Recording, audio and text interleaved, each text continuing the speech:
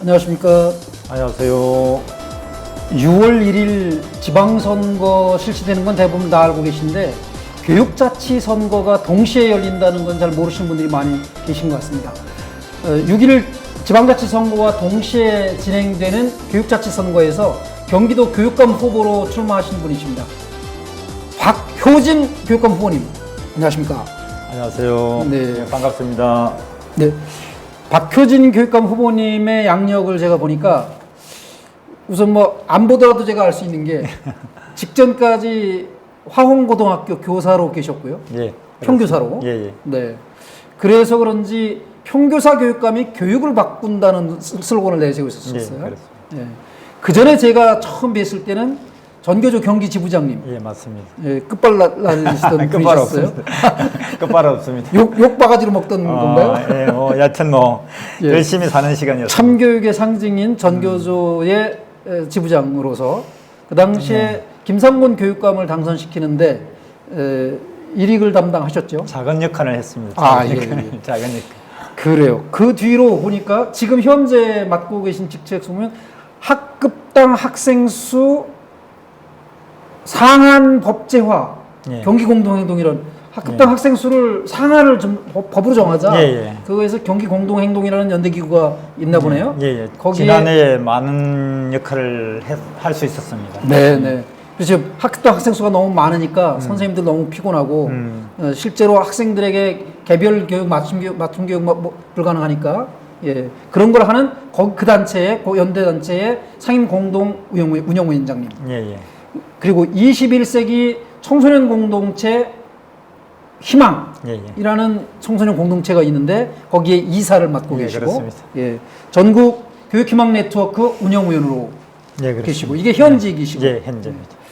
그 전에는 이제 아까 말씀드린 그 전교조 경기지부장님 예. 그리고 전교조 경기지부장이 좀 다른 데는 전교조 지부장님들이 많이 이미 교육감을 하셨죠. 예. 경기도에서는 처음 출마도 처음이시죠? 예, 실질적으로 아마 그렇게 될 것 같습니다. 네. 자 그리고 그 경기지부에서 운영하는 그 산하 참교육연구소장님 예, 지난해 했습니다. 지난해 하시고 그리고 경기도 배움의 공동체 연구회 회장님 예, 지난해. 그것도 지난해 하셨고 예. 과천 지역의 공동육아 협동조합 알리는 어린이집 열리는 죄송합니다. 열리는 어린이집 이사장. 예. 그렇고 제가 눈이 예. 그리고 청계 자유발도르프학교 중등 과정을 예. 설립하는데 거기서 이사로 참여하셨네요. 예. 제가 발도르프학교 번역한 거 아시죠? 알고 있습니다. 예. 아주 잘 알고 있습니다. 아 그래요. 학급당 학생 수 이건 아까 나왔던 거고 예. 그러니까 현직과 이렇게 전직들이 좀 있으십니다. 예. 이런 분이 나오셨는데 아까 말씀드린 대로 평교사 교육감이 교육을 바꿉니다 이런 슬로건으로 나오셨고 그 바로 메인이겠죠 그게. 그다음에 이제 두 번째 슬로건은 참교육을 지켜낸 사람, 진보 교육 지켜갈 사람, 전 화홍고 교사 박효진 이렇게 해놓으셨네요. 맞습니다. 예, 맞습니다. 자 이런 분이 교육감 후보로 나오셨습니다. 우선 출마의 비원부터 한 말씀 듣도록 하겠습니다. 예, 고맙습니다. 네. 13년 전에 저희들은 이제 도민들의 힘을 모아 김상곤 교육감, 진보 교육감 시대를 열었습니다. 이곳 경기도가 첫 출발이었습니다. 혁신학교 학생인권 조례, 우상급식은 경기도로부터 출발했다는 것을 우리는 다 알고 있습니다. 학생들의 행복도가 많이 높아졌습니다. 그리고 학생과 학부모, 교사, 학교에 대한 만족도도 높아졌습니다. 9시 등교, 강제 야간 자습 폐지, 학교 현장의 직접적인 변화를 가져왔습니다. 그렇지만 실질적으로 특히 이재정 교육감 2기에는 구성원들과 소통 못하는 모습을 보였고요. 실제 지역사회와 시민사회단체와도 소통하지 못했습니다. 이제 진보교육의 13년 성과를 바탕으로 제대로 된 학교, 민주주의 학교 시스템을 갖추려고 합니다. 그리고 더 나아가 진보교육을 제대로 꽃을 피울 시기입니다. 그 꽃은 학교 현장을 지원하는 경기교육부터 시작합니다. 유초, 중고를 잘하는 사람, 그리고 지난 30년 동안 학교 현장에서 생활하고 학교를 변화시키고자 노력했던 경험을 바탕으로 저 박효진이 경기교육, 경기진보교육을 새로 열려고 출마했습니다. 예, 고맙습니다. 네. 그 시간을 충분히 드렸는데 예. 많이 아껴 쓰시고 계셔요. 네. 예. 자, 그 다음에 이제 이게 다른 후보들과 토론회를 하는 것이 아니고 네, 제가 후보님과 그냥 단둘이 하고 네. 있는 거기 때문에 충분히 이제 공약을 설명하실 수 있는 기회를 드리고자 합니다. 네. 그래서 이런 거를 이제 대담이라고 그래요. 토론이라고는 안 하고. 예. 그래서 이게 선거법상도 이 대담 프로가 진행이 될 수 있습니다. 예, 예. 네. 그래서 아주 편안하게 말씀을 해주시면 좋을 것 같고요. 예, 제가 이제 그 양력과 이제 경력뿐만 아니라 공약을 좀 한 5개 좀 뽑아달라고 부탁을 드렸더니 예, 예. 5개 공약을 저한테 보내주셨어요. 예, 예. 내용이 굉장히 많은데 저는 이제 제목만 읽어봤어요.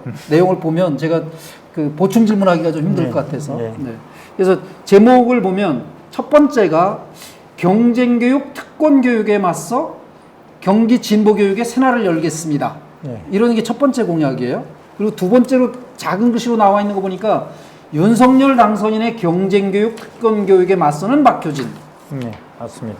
경기 진보교육의 새날을 열어갑니다. 이렇게 첫 번째 공약을 얘기해 주셨는데 그 공약에 대한 기본적인 설명 좀 부탁드립니다. 지금 윤석열 대통령 당선으로 새로운 상황이 전개됐습니다. 네. 그 대표적인 것이 특권교육, 경쟁교육, 서열화교육이 부활될 조짐을 보이고 있습니다. 예. 실질적으로 그런 현상이 나타나고 있고요. 네. 이것을 막는 것이 하나고 이를 통해서 제대로 된 교육을 좀 하자는 네. 거고요. 그리고 두 번째는 그냥 막는 것이 진보 교육을 지키는 것하고 별로 다르게 놀 수는 없다라는 네. 겁니다. 특권 교육을 막아내고 새로운 진보 교육을 만들어 가자라는 네. 것이고요.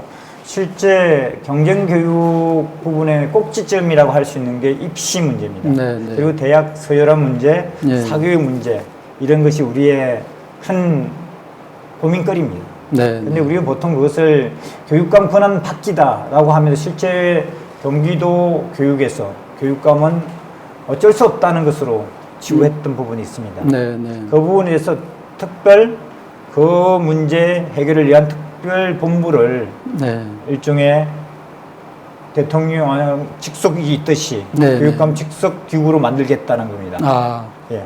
그리고 구체적으로는 지금 학교를 중심으로 네.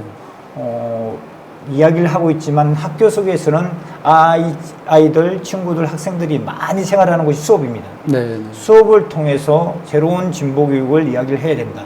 네. 그러니까 수업에서 세상을 배우고 공동체를 배우고 네. 그리고 자기의 질 높은 배움이 이루어질 수 있도록 해야 된다. 네. 이런 것이 기본적으로 갖고 있는 첫 번째 특권 교육에 맞서는 방향입니다. 네. 네. 그런 말씀을 드릴 수 있습니다. 아, 예. 예.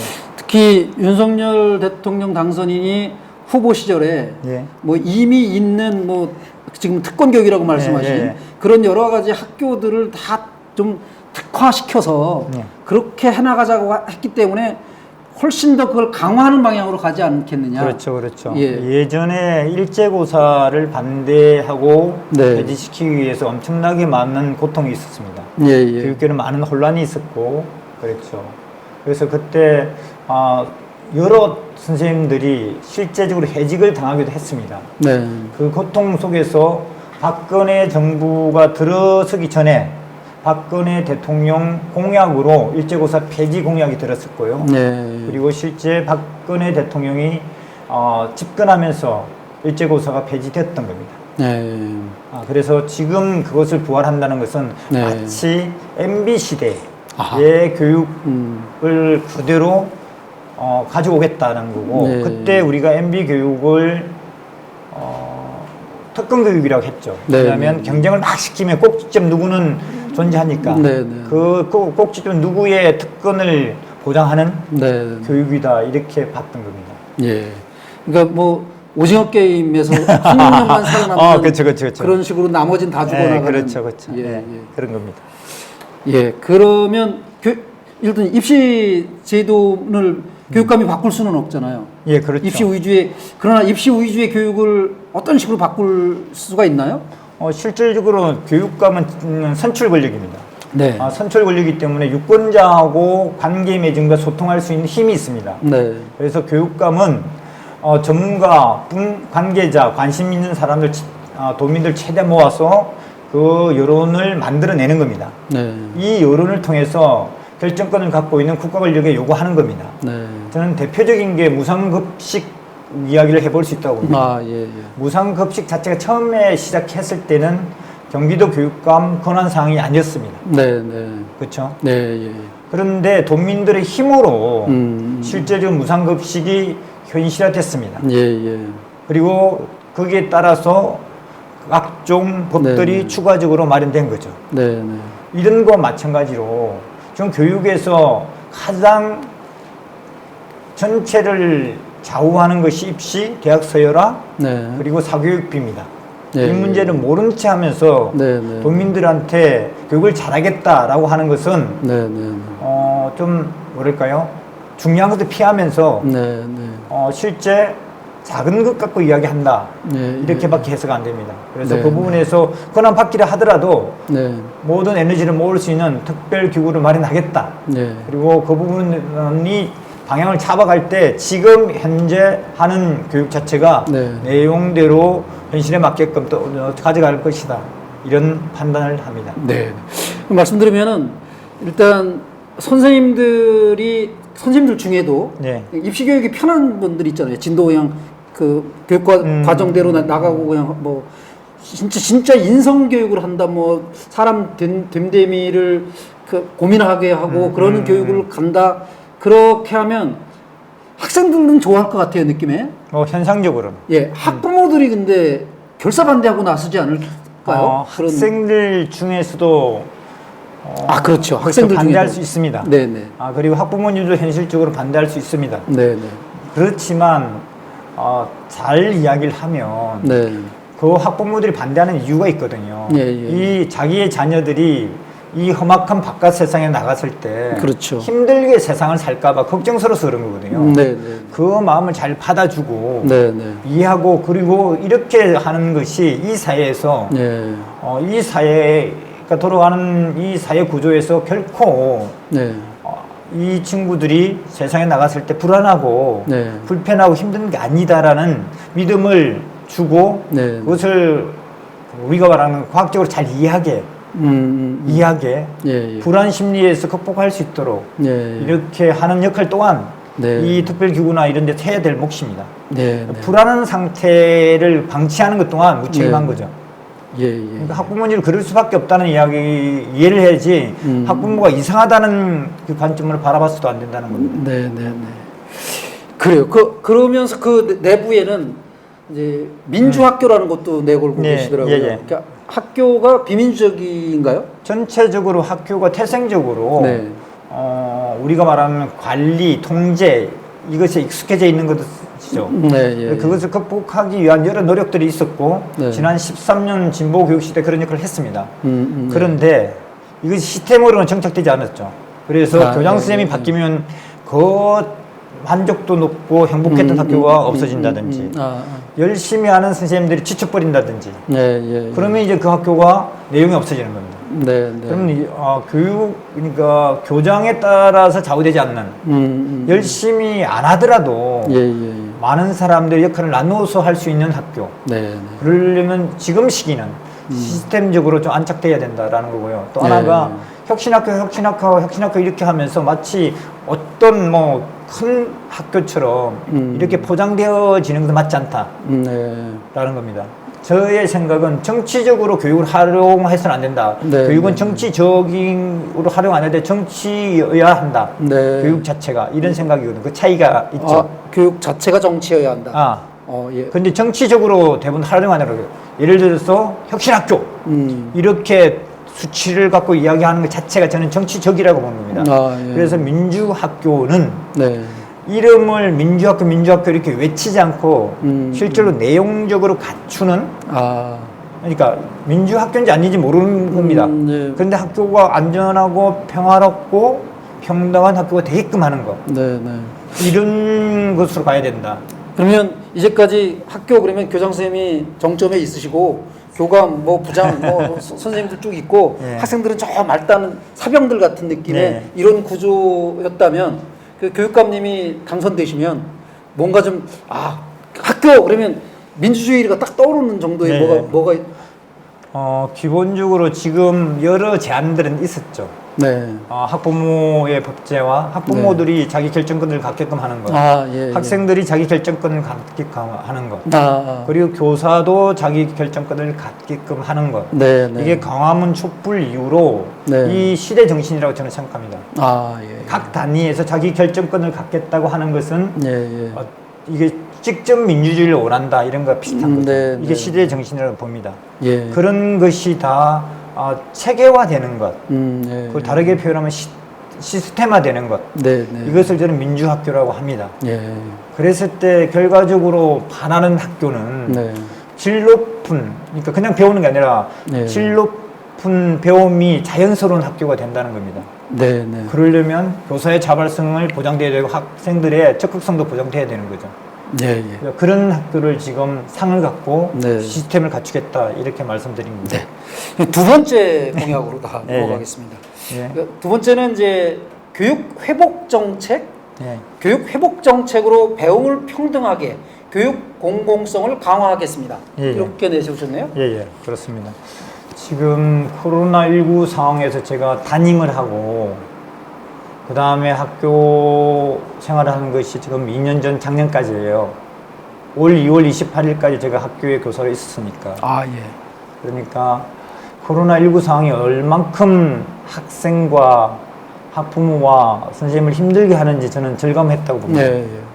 그래서 이것이 일정 정도 지나갔을 때 네. 저는 내재된 상처가 나타날 거라고 생각합니다. 네, 네. 그래서 교육청은 그것을 대비해서 철저하게 회복적 프로그램을 가동시켜야 된다라고 바라보는 겁니다. 네. 그리고 또한 코로나19 상황이 되면서 적극적인 의지가 있고 배움이 있는 친구들은 코로나19 상황에서 열심히 합니다. 네. 그런데 배움을 일으켜야 되는 친구, 아직 배움이 덜 일어난 친구들은 네. 할 일이, 그러니까 배울 수 있는 기회를 박탈당하는 거죠. 네, 네. 그리고 특히나 경제력에 따라서 학생들, 이 친구들, 아이들의 일과는 굉장히 달라집니다. 네, 네, 네. 그래서 다시 말하면 코로나19 상황은 교육 불평등을 아주 심하게 가중시켰어요. 네, 네. 이 부분에 대해서 대책이 필요하다고 보는 겁니다. 네, 네. 그 말씀 들으면서 어떤 학생들은 입학식도 못하는 학생들이 많고 태반이고 뭐 그 졸업식도 못하고 예, 예. 수업도 제대로 못하는데 예. 그런 틈을 이용해서 누군가는 몇백만 원짜리 과외 개인 과외를 받을 수 있고 예, 예. 뭐 그냥 줌으로 무슨 수업을 하는 정도뿐만 아니라 예, 예, 맞습니다. 뭐 학원 다니고 이런 정도가 아니라 아예 그냥 그렇게 하는 사람들이 아주 특권층이 있는 거고 있을 수밖에 없죠. 네, 네. 그게 경쟁 사회에서 살아남아야 된다는 것이 정부의 가치로 이야기될 때 네, 네.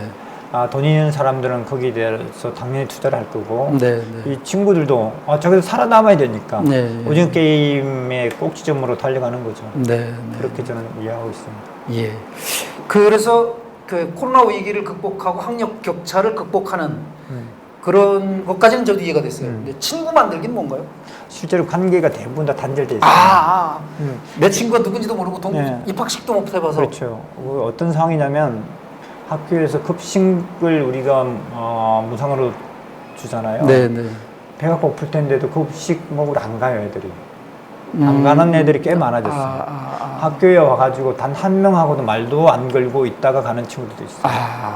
그게 코로나19가 되면서 더욱 심해졌다는 거예요. 엄마한테 또 막 얘기 듣고 왔을 거 아니야. 학교 가서 마스크 벗지 말고. 그게 이제 예전에는 전교에서 한 명이 있을까 말까 했다며 네. 코로나19가 되면서 한 반에 한 명꼴에 가깝게 예. 모든 반은 아니지만 한 반에 한 명 가깝게 그런 친구들이 생기는 거예요. 관계 맺음이 안 되는.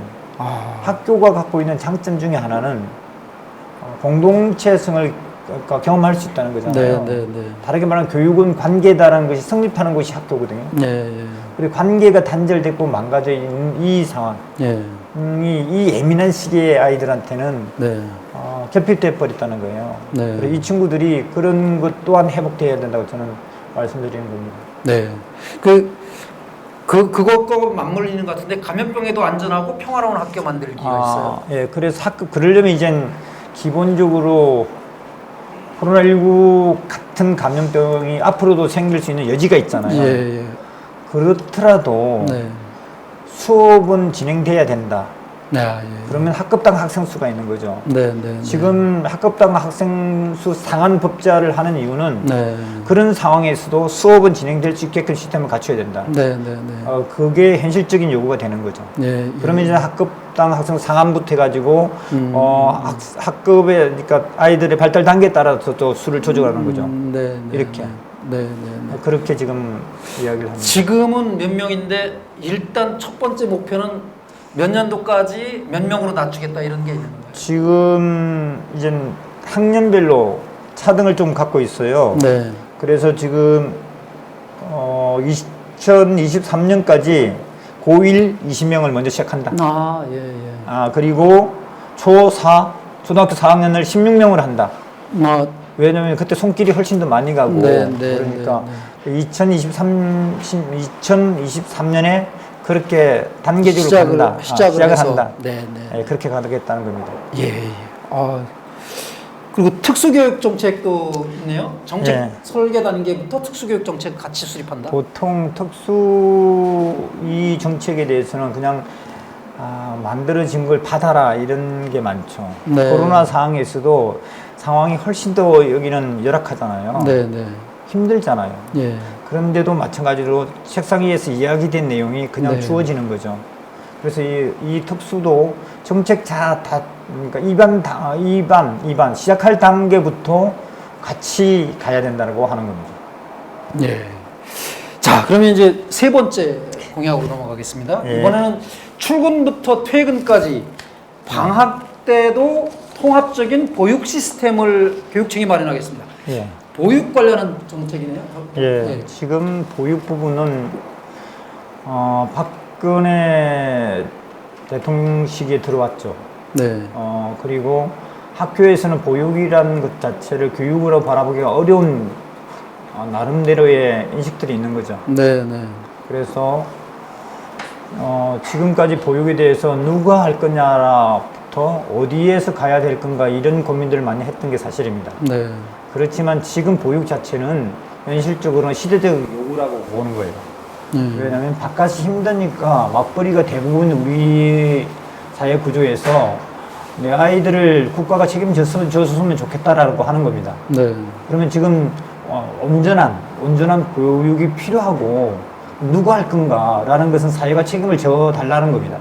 그런 차원에서 일단은 온전한 보육이 이루어질 수 있도록 한다라고 하고 학교와 또는 지역사회와 같이 그분을 책임져 들어간다라고 하는 겁니다. 그런데 지난 시간에 힘들어했던 지점이 뭐냐면 보육이 들어왔는데 교육을 우선적으로 유지할 수 있는 교육의 질을 유지할 수 있는 그런 논의가 부족했다는 겁니다.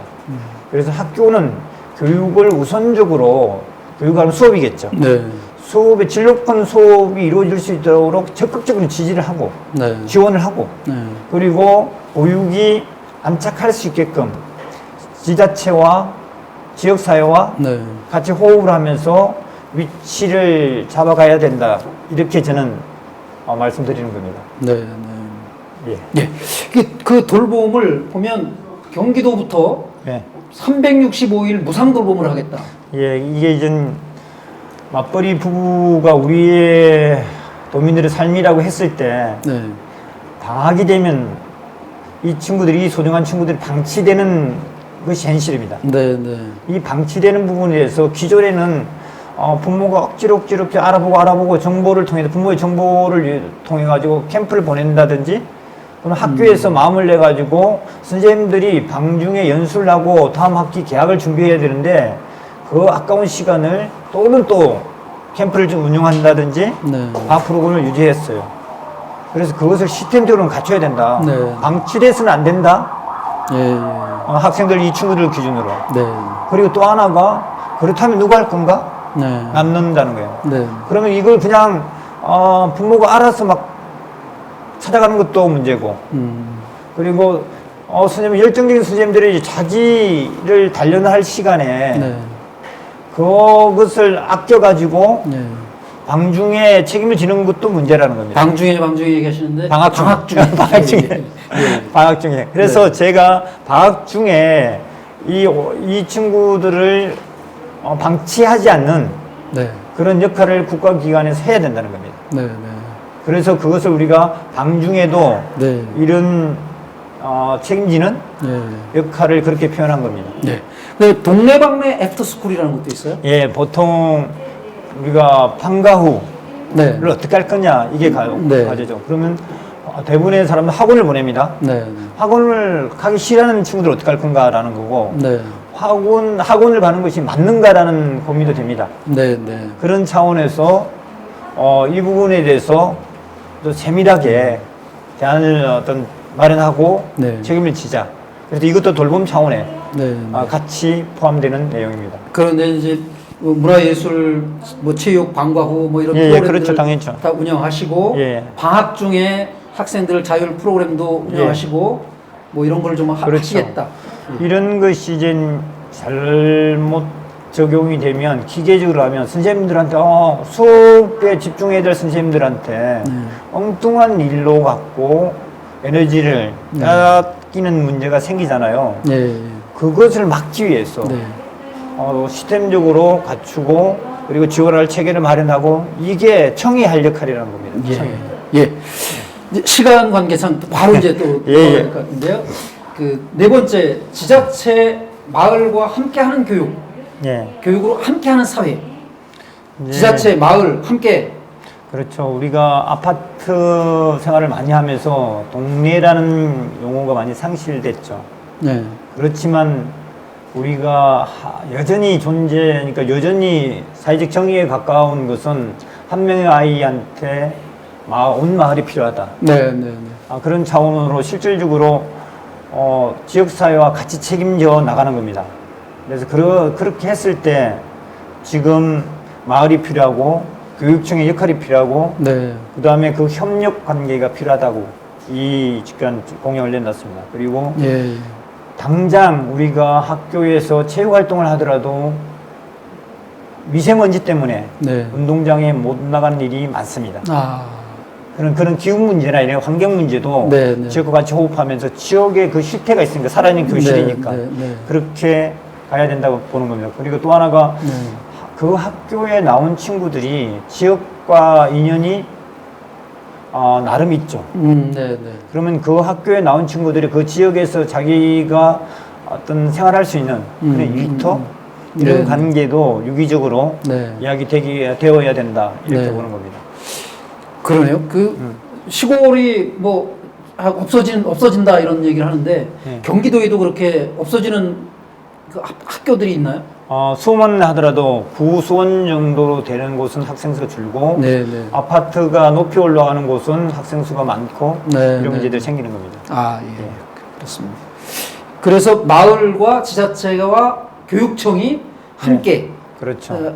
우리 아이들을 돌보는 그런 시스템을 갖춰 나가겠다. 그렇죠. 보통 청소년들이 성장할 때 본이 필요한 시기가 있어요. 네. 그게 저는 중2 이런 시기라고 보는데 네. 사회와 계속 호흡하기 위해서 중2 시기가 있다고 보거든요. 네. 그때 옆에서 자기를 따뜻하게 바라보는 지역과 지역에 있는 어른들과 또는 지역에 있는 사람들과 같이 호흡할 때 생활할 때 저는 이 친구들이 잘 성장할 수 있을 것이다. 네. 이런 거죠. 보통 중2병 했던 그 중2 얘기하시는 거예요? 예. 그래서 저는 그게 단절됐기 때문에 네. 세상에 나가서 모험하고 도전하고 싶은 이 친구들한테 기회가 박탈되기 때문에 네. 저는 중2병이 생긴다고 보는 겁니다. 네. 네. 그래서 우리는 우리 삶하고 다르기 때문에 이해 못한다고 규정하는 거죠. 중2병 얘기 나온 지가 꽤 오래됐는데 중1병으로 낮춰지지 않았나요? 계속 그런 정보량에 따라서 그럴 네, 정도는 생기는데, 네. 현실적으로는 여전히 그 발달 단계, 이게 발도르프 교육을 네, 아시니까 8학년이 갖고 있는 네, 특징들이 네. 있습니다. 예. 그래요. 이제 마지막 공약입니다. 예. 참여와 소통의 경기 진보 교육. 예. 제가 누가 참여하고 누가 소통하고 하는 겁니까? 누구랑? 그렇죠. 참여와 소통인데 실질적으로 소통한다고 했을 때 민주주의가 되는 거고, 네. 참여한다고 했을 때 구성원들이 되겠죠. 아, 예. 네, 그런 거고. 학교의 구성원이라면?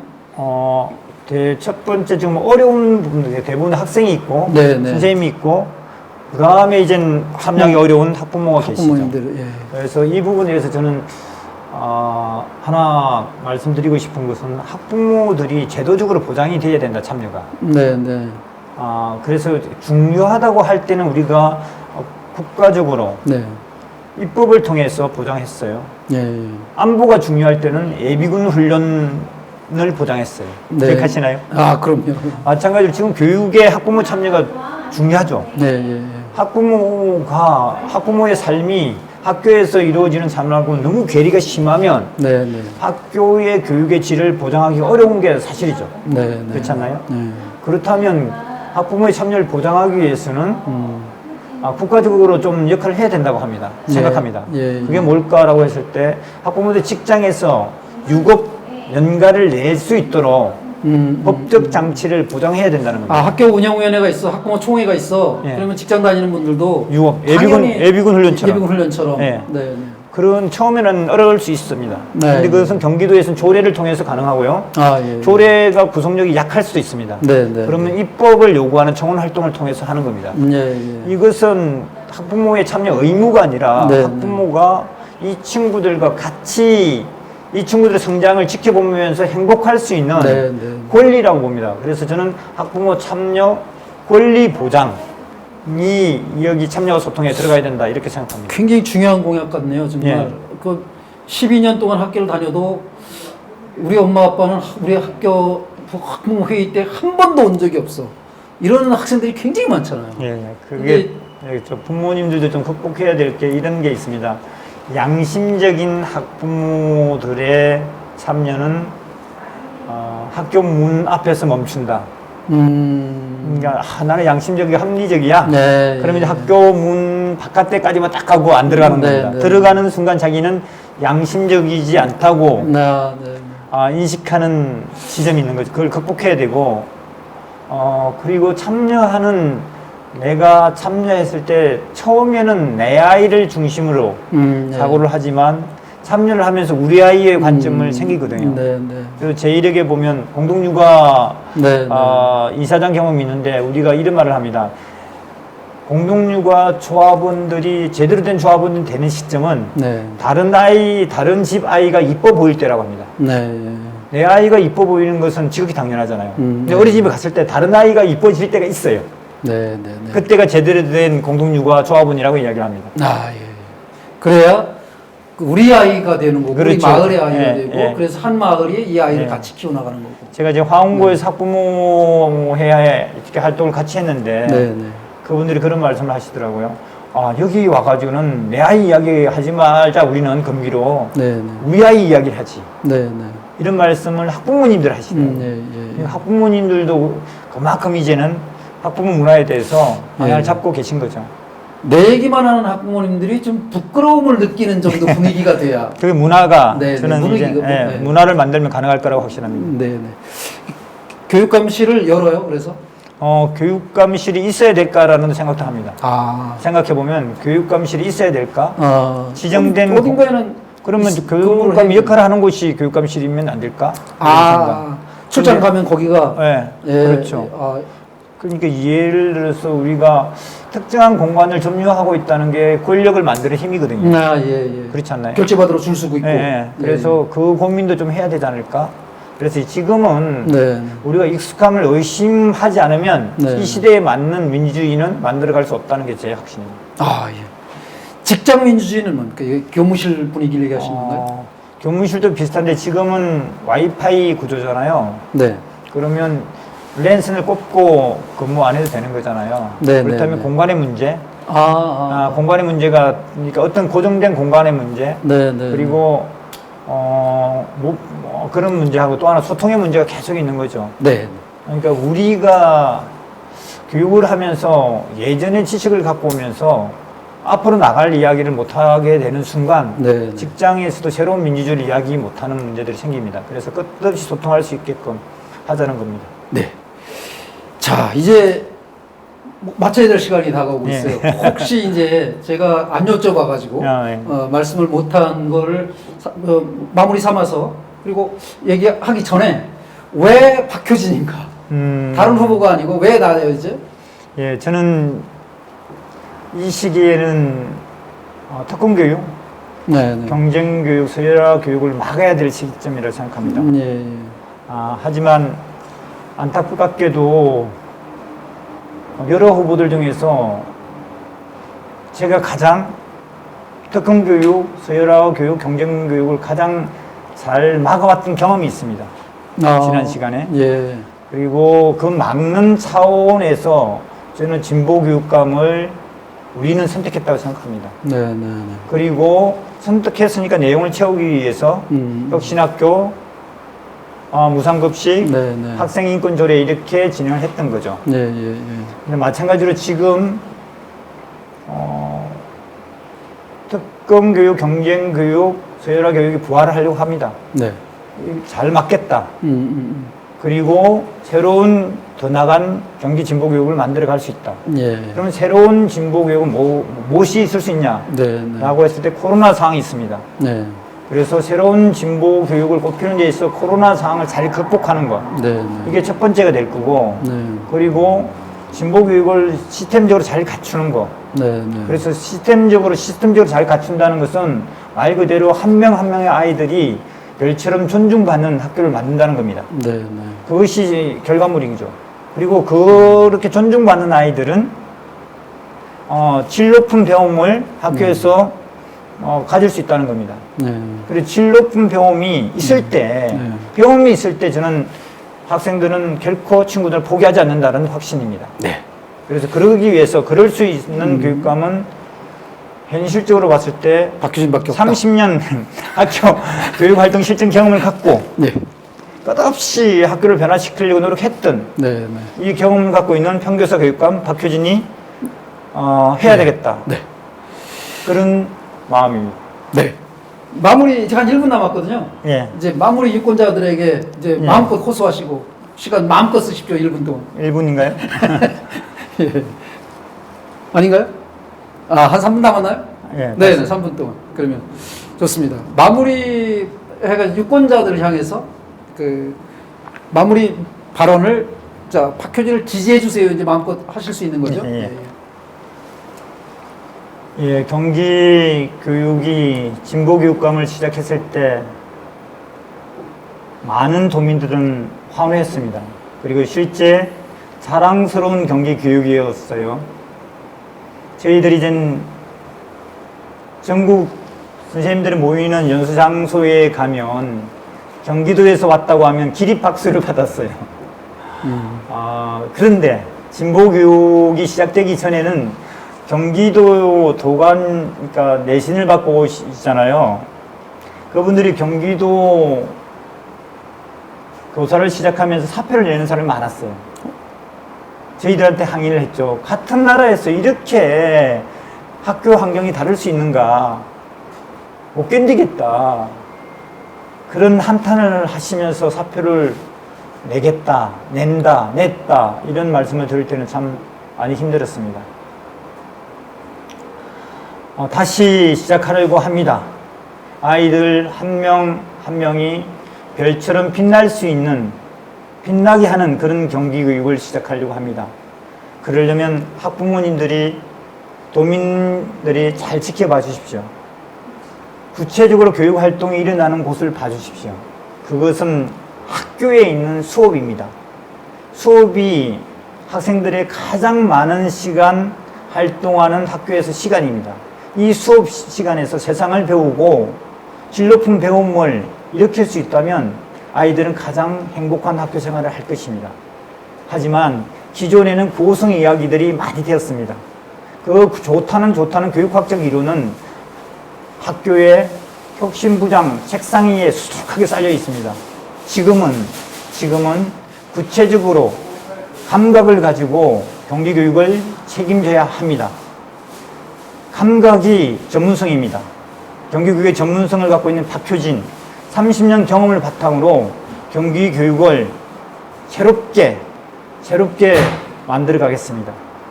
학부모님들과 함께 만들어 가겠습니다. 그리고 경쟁교육, 서열화고 교육, 소수를 위한 특권교육을 막아내겠습니다.